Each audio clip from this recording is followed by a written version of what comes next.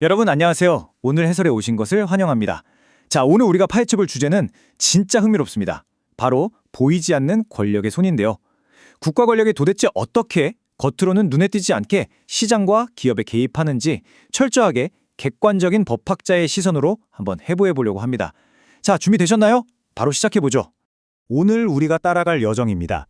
화면에 보이는 것처럼 두 사건의 평행 이론부터 헌법상 기업의 자유, 정치적 기준과 평등의 원칙, 공공구매와 정치적 보복, 그리고 마지막으로 법치주의가 던지는 본질적인 질문까지 쭉 짚어볼 텐데요. 오직 헌법과 법적 원칙이라는 렌즈만 끼고 객관적으로 분석해 보겠습니다. 자, 첫 번째 장입니다. 두 사건의 평행이론, 과거와 현재 전혀 다를 것 같은 두 사건이 어떻게 맞닿아 있는지 살펴볼까요? 화면을 한번 봐주세요. 과거 80년대 전두환 정권 시절 재계 7위였던 국제그룹 해체 사건 다들 한 번쯤 들어보셨죠? 그리고 최근 뉴스에 계속 오르내리는 스타벅스 불매 논란, 이 두 사건을 나란히 놓으면 정말 기막힌 공통점이 보입니다. 물론 스케일은 좀 다릅니다. 국제그룹은 아예 그룹 전체가 공중분해돼 버렸고 스타벅스는 지금 공공기관 기프티콘 사용 중단이라는 초기 단계에 있으니까요. 하지만 본질을 꿰뚫어 보면 놀랍도록 똑같습니다. 국가 권력이 특정 기업을 저 기업 문제 있어 라고 낙인 찍고 행정망을 쫙 가동해서 시장에서 불이익을 주고 있다는 바로 그 점 말이죠. 여기서 우리가 꼭 짚고 넘어가야 할 법적 개념이 하나 있습니다. 바로 사실상 강제라는 건데요. 이게 뭐냐면 문서에 도장 찍힌 공식적인 법적 명령이 없어도 권력의 눈치나 신호가 실질적으로는 무조건 해라라는 강제력을 발휘하는 걸 말합니다. 과거 국제그룹 사건 때도 겉보기엔 주거래은행이 알아서 채권 회수한 거 아니야? 했지만 사실 그 뒤엔 대통령의 지시가 있었죠. 지금 스타벅스 사태도 마찬가지입니다. 겉으로는 그냥 여러 공공기관들이 우린 이 제품 안 살래 하는 단순한 소비 정책처럼 보일 수 있어요. 하지만 그 이면에 있는 권력 상층부의 신호가 하급 기관들한테는 절대 거역할 수 없는 사실상의 지시로 작용하고 있다는 거, 이걸 절대 놓치면 안 됩니다. 그럼 제2장으로 넘어가서 헌법상 기업의 자유 관점에서 이 문제를 한번 들여다보죠. 시장의 반응과 국가 강제, 그 아슬아슬한 경계에 대한 이야기입니다. 최근 스타벅스 측이 5.18 민주화 운동을 연상케 하는 날짜에 탱크데이라는 단어를 써서 엄청난 논란이 됐잖아요.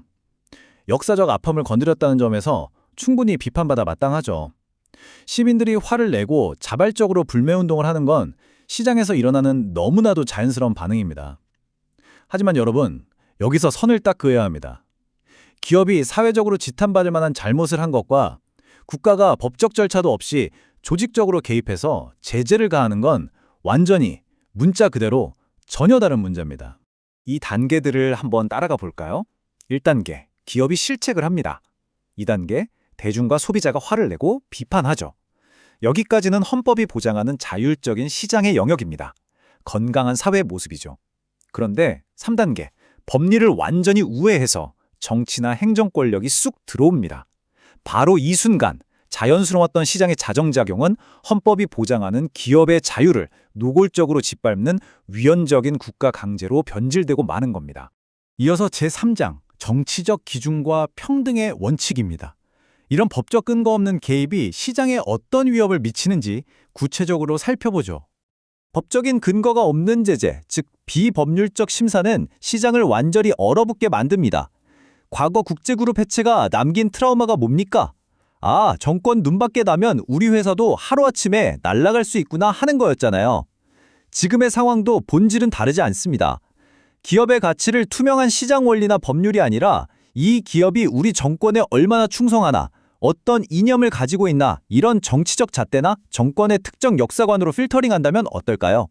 이건 우리 헌법이 가장 중요하게 생각하는 평등의 원칙을 아주 정면으로 위반하는 치명적인 결과를 낳게 됩니다. 이게 진짜 왜 무서운지 아세요?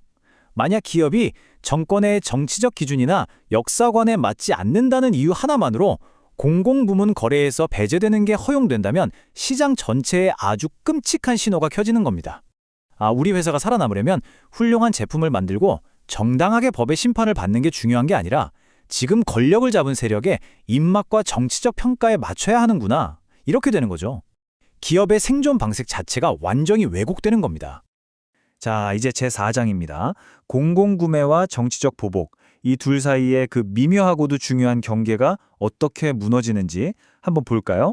화면의 표를 주목해 주세요. 공공기관도 넓게 보면 하나의 소비자죠. 국민 세금을 아끼려고 가성비 좋은 걸 사거나 사회적 책임을 다하기 위해 친환경 제품을 고르는 건 아주 합리적이고 정상적인 구매 정책입니다. 칭찬받을 일이죠. 근데 장관이나 정치권에서 공개적으로 압박을 딱 가한 직후에 갑자기 전국의 지자체랑 공공기관들이 약속이나 한 듯이 특정 기업의 상품권 사용을 일사불란하게 중단한다면 어떨까요? 이건 더 이상 개별 기관들의 자율적인 선택이 아닙니다. 겉으로는 소비자 선택으로 그럴싸하게 위장했지만 실질적으로는 공권력이 찍어 누르는 위헌적 경제 제재이자 명백한 정치적 보복인 셈이죠. 과거 국제그룹 사건도 결국 이 선이 무너지면서 발생한 비극이었습니다. 이번 사태 때 한 부처 장관의 공개적으로 남긴 말이 있습니다. 많은 기관과 국민들이 함께 공감해 주길 바란다. 그냥 우리 같은 일반 시민이 들으면 개인적인 유감 표명인가 보다 하겠죠. 하지만 여러분, 상명하복이 아주 뚜렷한 행정체계 안에서는 이 말이 어떻게 들릴까요? 하급 지자체나 공공기관 담당자들 귀에는 이게 단순한 공감으로 안 들립니다. 위에서 내려오는 확고한 정치적 지시, 이자 피할 수 없는 하향식 압박으로 해석될 수밖에 없는 구조거든요. 이제 마지막, 제5장, 법치주의가 던지는 질문입니다. 지금까지 한 이야기들을 하나로 모아보겠습니다. 여러분, 우리가 입버릇처럼 말하는 법치주의가 도대체 뭘까요? 아주 단순합니다. 권력자의 기분이나 의지보다 법이 무조건 우위에 있다는 뜻입니다. 과거 국제그룹이 재무적으로 실수를 했든 지금 스타벅스가 사회적 표현에 실수를 했던 간에 국가가 거기에 대응하고 싶다면 언제나 헌법과 법률이 정해놓은 합법적인 절차적 테두리 안에서만 이루어져야 합니다. 왜냐고요? 법치주의야말로 권력을 쥔 사람들의 자의적인 권력 남용과 보복으로부터 우리 시민과 기업을 지켜주는 가장 굳건한 최후의 보루이기 때문입니다. 자, 이제 오늘 해설을 마무리하면서 여러분께 아주 중요하고 묵직한 질문을 하나 던지고 싶습니다. 기업의 시장 활동은 투명하고 공정한 법의 지배를 받아야 할까요? 아니면 그때그때 권력을 잡은 세력의 정치적 평가를 받아야 할까요? 우리가 너무나 당연하게 누리고 있는 기업의 자유라는 헌법적 가치가 얼마나 쉽게 흔들릴 수 있는지, 그리고 진정한 법치주의를 지켜낸다는 것이 왜 이토록 중요한지 오늘 이 시간을 통해 여러분 스스로 한번 깊게 생각해 보셨으면 좋겠습니다. 오늘 제가 준비한 해설은 여기까지입니다. 끝까지 함께 해주셔서 정말 감사합니다.